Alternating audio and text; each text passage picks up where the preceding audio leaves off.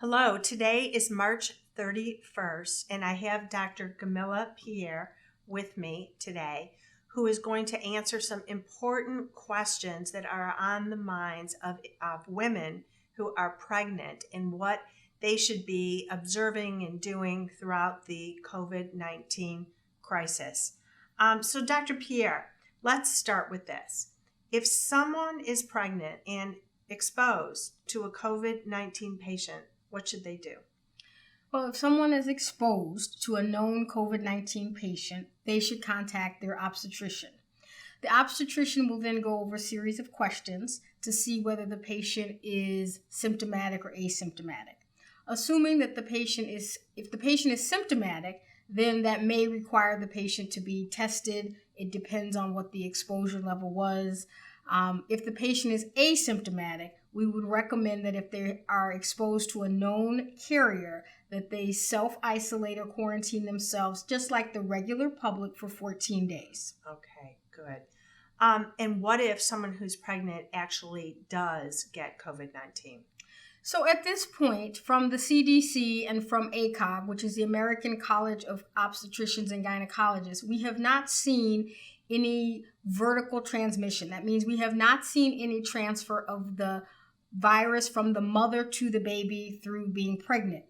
A pregnant patient who contracts COVID-19 may be a little bit sicker than a non-pregnant patient. However, most pregnant women are relatively healthy and young. And as we know with COVID-19, healthy young people tend to do just fine, have some flu-like symptoms.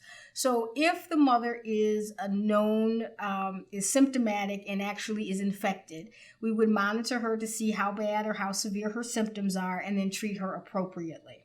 Okay, but those are reassuring words because I'm sure many are worried about the fetus and if they can be affected.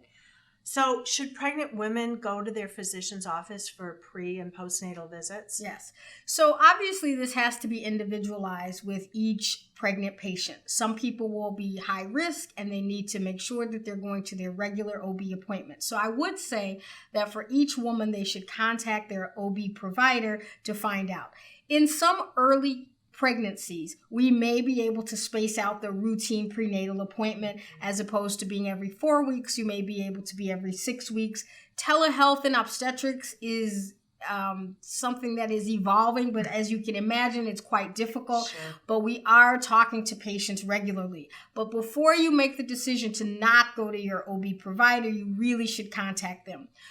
For instance, in our office, we are doing things to make sure that our pregnant patients and all of our patients are safe. So we have scheduled appointments very far out, meaning that patients may experience one other patient in the office at the time that they're there. We may immediately bring the patient from the waiting room to a room as opposed to have them waiting. In some offices, they are even asking patients to wait in their car. So most OB providers in this day and age are being very cognizant to the fear and to the absolute concern that we must all have. And we are doing various things based on the logistics of that office for how to keep pregnant patients and all patients safe.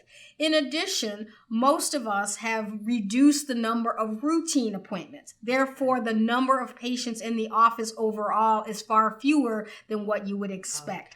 And then in our case, and depending on where your office is located, your OB provider, you should be getting screened. All people going into buildings, healthcare buildings, should be screened. So for instance, in our office, in order to walk into the office, you're screened. And once we screen you, then we can determine anyone who is at risk or seems to be possibly infected, then has a different track that they would go under. So all the precautions of physical distancing, you're Correct. accommodating, as well as I know on the entrance to your offices here, we take people's temperatures before they go upstairs and check for other symptoms. Well, thank you for keeping everybody safe. Do you think that women need to think about changing their delivery plans? A C-section versus not now? No. At this point, your delivery plan should still be based on obstetrical indications, cesareans for routine indications. Inductions may be considered at 39 weeks. That is considered safe. Some inductions may need to be postponed just because they could require a longer length of stay. So it should be individualized with your obstetrician or your obstetrical provider. Are people asking you if it's if you're worried about them actually coming to the hospital? We're out there saying stay home, Right. And these patients are coming in to deliver. Are you worried about that at all? No, we're keeping them safe here. The point of the hospital is to have people in the hospital who need to be in the hospital and to have people who don't need to be in the hospital away from the hospital. So that's really the message that we're all trying to send.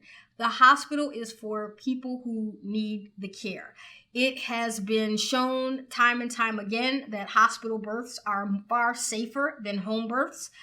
This has been reiterated and demonstrated several times in the literature, and we continue to support that. Okay. So we are doing many things at Silver Cross Hospital to keep all patients safe. We respect that the labor and delivery time is a very unique time in the hospital setting, and so we would like patients to feel comfortable understanding what we've done. So again, we screen all visitors or anyone who's coming to Silver Cross. We do self-monitoring of all staff, of all the nursing staff, the medical staff.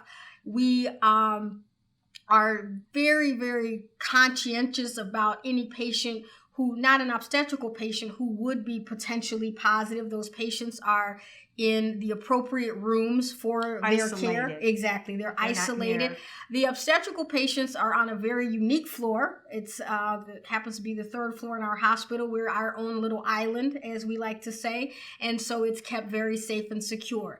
In that vein, we have limited visitors to the hospital. Well, let me ask you that. So can the partner come with somebody who's delivering a baby? Right. So at this time, we encourage your significant other to come with you.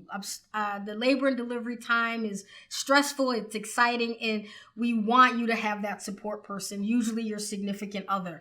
They will be banded when they walk into the hospital, and you cannot change that individual. So once you choose who's to be banded, which means who is going to get the band that allows them access to your baby, that is a set in stone person for this entire stay.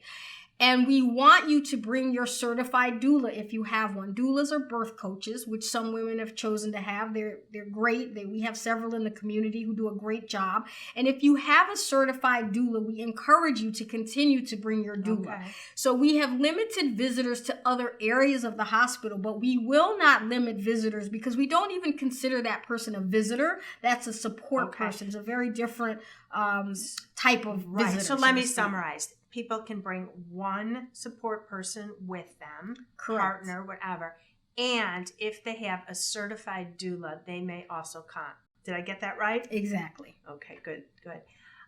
What about breastfeeding? Is that recommended for people who've been exposed to COVID-19? Yes. So we know that breast milk is best. And breast milk is best even in a patient who actually has COVID-19. So the exposed patient can still give breast milk. Now, in keeping with social distancing, we would recommend some type of barrier if you're exposed. So perhaps using a mask and masking, making sure that you wash your hands.